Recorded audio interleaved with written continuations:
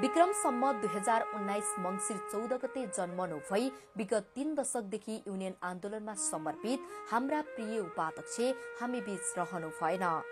Union आन्दोलन अभियानको क्रममा उहाँको देहावसान भएको छ। उहाँको परिवारमा पत्नी र 2 छोराहरू हुनुहुन्छ।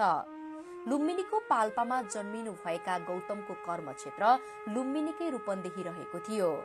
युनियनमा लाग्ने सुरुका दिनमा शिक्षक संगठनबाट युनियन आन्दोलनमा लाग्नुभएका कमरेड गौतम संगठन विस्तारको क्रममा सफलतापूर्वक विभिन्न जिम्मेवारी पूरा गर्नु भएको थियो।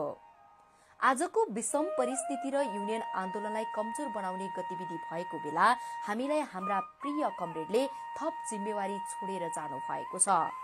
यस दुखद समयमा दिवंगत कमरेड गौतमको चिर शान्तिका साथै शोक संतप्त परिवारजनमा हार्दिक समवेदना प्रकट गर्दछौं। प्रिय कमरेड, हामी तपाईलाई सधैँ सम्झिरहनेछौं।